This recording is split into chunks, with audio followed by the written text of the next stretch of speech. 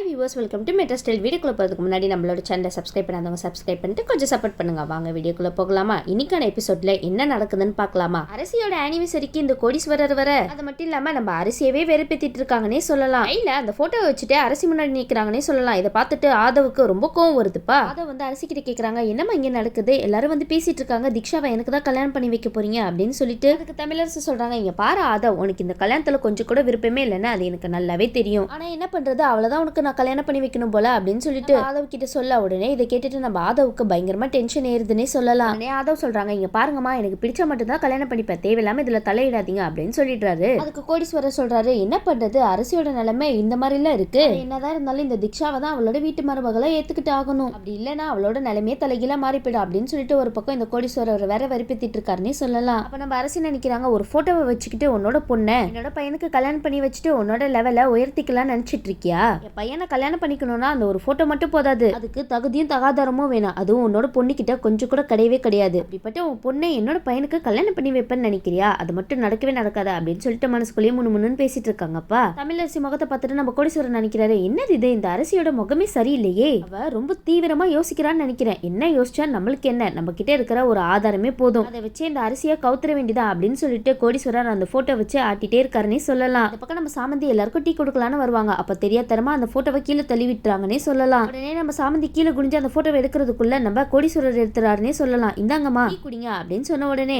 நம்ம தமிழரசி கோவப்படுறாங்கன்னே சொல்லலாம். நீ எதுக்காக இந்த டீ எடுத்துட்டு வந்திருக்க? அது மட்டும் இல்லாம இந்த டீயை நீ அங்கேயும் இங்கேயே வச்சு எடுத்துட்டு வந்திருப்ப, அந்த டீயை நான் குடிக்கணுமா? அதெல்லாம் ஒண்ணு தேவையில்லை, இங்க இருந்து எடுத்துட்டு போ அப்படின்னு சொல்லிட்டு சத்தமா பேச, பக்கம் நம்ம மகேந்திரன் வந்து தமிழரசி கிட்ட கேக்குறாங்க, என்ன அரசி, நீ எதுக்கு தீக்ஷாவை ஆதவுக்கு கல்யாணம் பண்ணி வைக்கணும்னு நினைச்சிட்டு இருக்க? ஆதவுக்கு இந்த கல்யாணத்துல கொஞ்சம் கூட விருப்பம் இல்லைன்னா தயவு செய்து இந்த கல்யாணத்தை பண்ணாத. எதுக்காக நீ தீக்ஷாவை ஆதவுக்கு கல்யாணம் பண்ணி வைக்க போறேன்னு பேசிட்டு இருக்கேன்னு எனக்கு ஒண்ணுமே புரியல. அது மட்டும் இல்லாம இதுக்கு பின்னாடி என்ன காரணம் இருக்குன்னு கூட என்னால யோசிச்சு கூட பார்க்க முடியல. சொன்னாதானே என்ன காரணம் அப்படின்னு சொல்லிட்டு எங்களுக்கு தெரிய வரும் அப்படின்னு சொல்லி கேட்க, உடனே நம்ம மகேந்திரன் அம்மாவும் கேக்குறாங்க, ஆமா பாரு அரசி, நீ ஒரு தடவைக்கு 100 தடவை தானே யோசிச்சு எல்லா விஷயமும் பண்ணுவ, அதே மாதிரி ஆதவோட விஷயத்திலயும் நீ அதே மாதிரி தான் முடிவெடுப்பேன்னு எனக்கு நல்லாவே தெரியும். இருந்தாலும் கொஞ்சம் பார்த்து கவனமா பண்ண அரசி. அது மட்டும் இல்லாம ஆதவுக்கு பிடிக்காத கல்யாணத்தை பண்ணி வச்சா அவனோட வாழ்க்கை நல்லாவே இருக்காது அப்படின்னு சொல்லிட்டு மகேந்திரனோட அம்மா ஒரு பக்கம் சொல்லிட்டு இருக்க, இந்த பக்கம் நம்ம அரசி யோசிக்க ஆரம்பிக்கிறாங்கன்னே சொல்லலாம். யாரு எதை வச்சு என்ன பிளாக்மெயில் பண்ணாலும் பரவாயில்ல, ஆனா என்ன பண்றது, இந்த கோடீஸ்வரன் என்னோட அண்ணனை போயிட்டானே, அப்படி இல்லைன்னா இங்க நடக்கிறதே வேற. அது மட்டும் இல்லாம அவன் என்னோட பக்கத்துல கூட நிக்க முடியாது. அது மட்டும் இல்லாம இந்த தமிழரசியை போட்டோ வச்சு மிரட்டிட்டு இருக்கானா, அவனை நான் சும்மாவே விட மாட்டேன். ஃபங்க்ஷன்ல அப்படி என்னதான் நடக்குது அப்படின்னு சொல்லிட்டு தமிழரசி ஒரு பக்கம் வில்லத்தனமா யோசிச்சுட்டு இருக்க,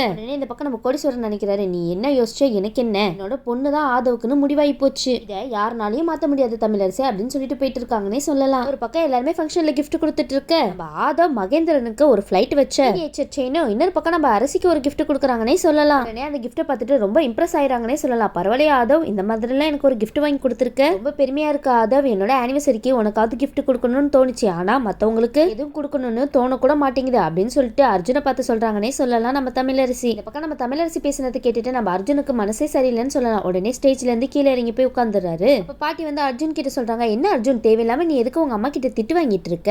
உடனே ஏதாவது கிஃப்ட் ஆர்டர் போட்டு அவ கையில கொடுத்துரு, பிரச்சனை முடிஞ்சுது அப்படின்னு சொன்ன உடனே, இல்ல பாட்டி, என்ன கிஃப்ட் வாங்கி கொடுத்தாலும் அவங்க மனசுக்கு பிடிக்கவே பிடிக்காத பாட்டி, அது மட்டும் இல்லாம நான் வாங்கி கொடுக்குற கிஃப்ட்டை குப்பையில தான் போடுவாங்க அப்படின்னு சொல்லிட்டு நம்ம அர்ஜுன் சொல்ல, உடனே பாட்டி சொல்றாங்க, இங்க பாரு அர்ஜுன், நீ அந்த மாதிரிலாம் நினைக்காத, கண்டிப்பா நீ ஒரு கிஃப்ட் பண்ணு, உன்னோட கிஃப்ட்டை மனசார ஏத்துப்பா அப்படின்னு சொல்றாங்க. உடனே நம்ம அர்ஜுனுக்கு மனசே சரியில்லை. உடனே நம்ம அர்ஜுன் நினைக்கிறாங்க, சரி நம்ம சாமந்தியை பார்ப்போம் அப்படின்னு சொல்லிட்டு சாமந்தியை தேடிட்டு இருக்காருன்னே சொல்லலாம். சரின்னு சொல்லிட்டு ஒரு பக்கம் சாமந்தியை தேடி அர்ஜுன் போக, அங்க நம்ம சாமந்தி ஒரு பொம்மை செஞ்சுட்டு இருப்பாங்கன்னே சொல்லலாம். நம்ம அர்ஜுன் வந்து சாமந்தி கிட்ட கேக்குறாங்க, சாமந்தி எதுக்காக நீ இந்த பொம்மை செஞ்சுட்டு இருக்க அப்படின்னு சொல்லி கேட்ட உடனே நம்ம சாமந்தி சொல்றாங்க, தமிழரசி அம்மாவோட ஆனிவர்சரிக்கு என்னோட கையால செஞ்ச இந்த பொம்மையை கிஃப்ட் கொடுக்க போறேன், அதனால தான் ராஜாராணி பொம்மையை வரைஞ்சிட்டு இருக்க அப்படின்னு சொல்ல, உடனே நம்ம அர்ஜுன் சொல்றாங்க, உனக்கு அது கிஃப்ட் கொடுக்கணும்னு தோணுச்சு, எனக்கு ஒண்ணுமே தோணல அப்படின்னு சொல்லும் போது நம்ம சாமந்தி சொல்றாங்க, பரவாயில்ல அர்ஜுன், நீ ஒன்னும் கவலைப்படாத, இந்த பொம்மையை உன் கையில கொடுத்துறேன், இதை போயிட்டு அப்படியே அவங்க கிட்ட கிஃப்டா கொடுத்துறேன் அப்படின்னு சொன்ன உடனே நம்ம அர்ஜுன் சொல்றாங்க, இல்ல சாமந்தி, அவங்களுக்கு இந்த மாதிரி கிஃப்ட் எல்லாம் பிடிக்காது, அவங்களுக்குலாம் கிஃப்ட் எப்படி இருக்கணும்னு தெரியுமா, ரொம்ப ரொம்ப எக்ஸ்பென்சிவா இருக்கணும், அப்படி இருந்தாதான் அவங்களுக்கு பிடிக்கும். உடனே நம்ம சாமந்தி சொல்றாங்க, அப்படிலாம் இல்ல அர்ஜுன், கண்டிப்பா இந்த கிஃப்ட்டை போய் கொடுத்து பாரு, அவங்களுக்கு ரொம்ப பிடிக்கும் அப்படின்னு சொல்லிட்டு நம்ம சாமந்தி ஒரு பக்கம் சொல்ல, இந்த பக்கம் பார்த்தோன்னா நம்ம சாமந்தி கிட்ட தான் இந்த தமிழரசி ரொம்ப நாளா ஆசைப்பட்டு இருக்காங்கல்ல, நல்லா அந்த நெக்லஸ் ஆடினு ஆசைப்பட்டு இருக்காங்கல்ல, அந்த நெக்லஸ் நம்ம சாமந்தி கிட்ட தான் இருக்கு. நம்ம சாமந்தி அந்த நெக்லஸ் ராஜாராணி கழுத்துல இருக்கிற மாதிரி வரையறாங்கன்னே சொல்லலாம். உடனே அந்த பொம்மையை பார்த்துட்டு ஆதவ் சொல்றாங்க, இதை பார்க்க ரொம்ப சூப்பரா இருக்கு சாமந்தி, கண்டிப்பா இதை நான் அம்மா கிட்ட போய் கொடுக்குறேன் அப்படின்னு சொல்லிட்டு அந்த பொம்மையை சாமந்தி கிட்ட இருந்து வாங்கிட்டு போயிட்டு தமிழரசிக்கு கொடுக்கலாம் அப்படின்னு சொல்லிட்டு வாங்கிட்டு போறாங்கன்னே சொல்லலாம். இந்த அர்ஜுன் சாமந்தி நினைக்கிறாங்க, இந்த ராஜாவும் ராணி இறந்ததுக்கு காரணம் நாங்க இல்ல, அந்த காட்டு ராஜா தான். அது மட்டும் இல்லாம இந்த விஷயம் வெளியே தெரிய வர வரைக்கும் மட்டும் இல்லாம இங்க வேலை செய்யவே எனக்கு சுத்தமா பிடிக்கல, அக்கா கூட போய் இருக்கலாம்னு பார்த்தா அவன் என்னன்னா இப்ப பாரு படிப்பு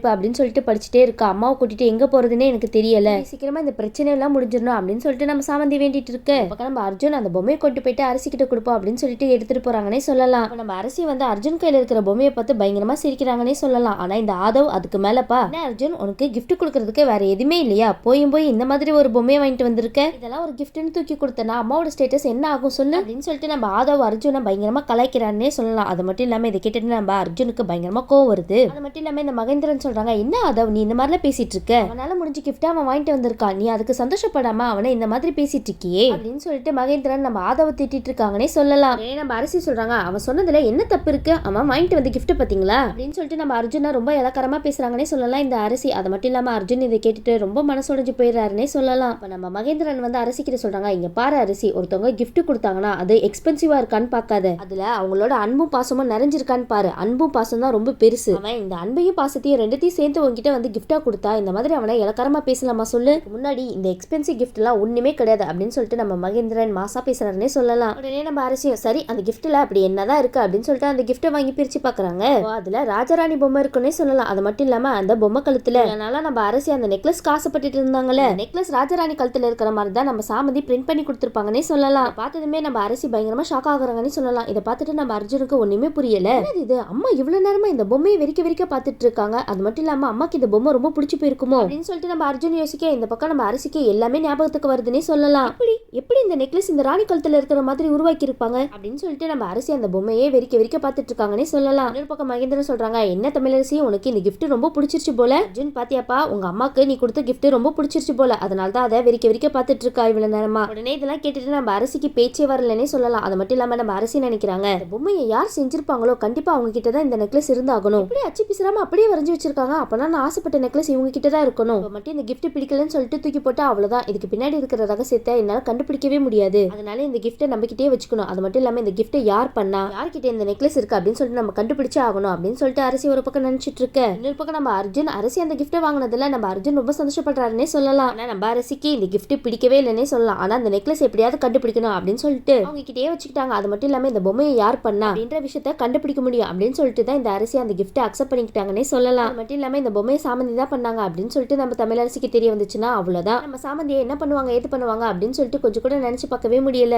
சாமந்தி கையில தான் அந்த நெக்லஸ் இருக்கு அப்படின்னு தெரிஞ்சிச்சுன்னா அவ்வளவுதான், நம்ம சாமந்தியை உண்டில்லன்னு ஆக்கிடுவாங்கன்னே சொல்லலாம். ஒரு பக்கம் நம்ம ரோஜா இந்த ஃபங்க்ஷன் அட்டெண்ட் பண்றதுக்காக வராங்க. நம்ம ரோஜா வந்ததுமே ஆதவ் ரொம்ப பயங்கரமா சந்தோஷப்படுறாங்கன்னே சொல்லலாம். சரி நம்ம ரோஜா கிட்ட போய் பேசலாம் அப்படின்னு சொல்லிட்டு பேச போறாங்க. ரோஜா நீ இந்த ஃபங்க்ஷனுக்கு வருவேன்னு நான் கொஞ்சம் கூட எதிர்பார்க்கவே இல்லை, அது மட்டும் இல்லாம இந்த ஃபங்க்ஷனுக்கு வந்ததுக்கு ரொம்ப சந்தோஷம், உள்ள போலாம் அப்படின்னு சொல்லிட்டு நம்ம ரோஜாவை உள்ள கூட்டிட்டு போயிட்டு இருக்காருன்னே சொல்லலாம். அது மட்டும் இல்லாம இந்த பக்கம் நம்ம கோடீஸ்வரர் இருக்காரு இல்லையா, அவர் உள்ள வரலான்னு பாப்பாரு. உடனே அங்க உள்ள வாட்ச்மேன் எல்லாம் சொல்லுவாங்க, நீங்க எல்லாம் உள்ள வரக்கூடாது, எங்க அம்மா உங்களை உள்ள விடக்கூடாது அப்படின்னு சொல்லிட்டு ஸ்ட்ரிக்டா சொல்லியிருக்காங்க அப்படின்னு சொன்ன உடனே கோடீஸ்வரர் நினைக்கிறாரு, அரசி உன்னோட ஆட்டத்தை நீ ஆரம்பிச்சிட்டியா, உன்ன சும்மா விட மாட்டேன் அப்படின்னு சொல்லிட்டு தமிழரசியை மாற்ற மாதிரி முகத்தை வச்சுக்கிறாங்கன்னே சொல்லலாம். நம்ம அரசி நினைக்கிறாங்க, நீ என்ன பண்ணாலும் சரி இந்த ஃபங்க்ஷனுக்கு ஒன்னா அலோ பண்ணவே மாட்டாங்க, அரசியவே பிளாக்மெயில் பண்றியா, எக்காரணத்து கொண்டு என்னோட ஆதவுக்கு என்னோட பொண்ணை கல்யாணம் பண்ணி மட்டும் கொடுக்கவே மாட்டேன், அது நான் உயிரோடு இருக்கிற வரைக்கும் நடக்கவும் நடக்காது அப்படின்னு சொல்லிட்டு நம்ம கோடீஸ்வரரை பார்த்து நம்ம தமிழரசி நினைச்சிட்டு இருக்காங்கன்னே சொல்லலாம். இந்த தமிழரசி ரோஜாவுக்கு ஆதவ கல்யாணம் பண்ணி வைக்க போறாங்களா இல்ல இந்த திக்ஷாவை ஆதவுக்கு கல்யாணம் பண்ணி வைக்க போறாங்களா, என்ன நடக்க போகுதுன்னு வெயிட் பண்ணி பார்க்கலாம். இந்த வீடியோ உங்களுக்கு பிடிச்சிருந்துச்சுன்னா மறக்காம மெட்ராஸ் லைக் பண்ணுங்க, ஷேர் பண்ணுங்க, சப்ஸ்கிரைப் பண்ணிடுங்க. தேங்க்யூ.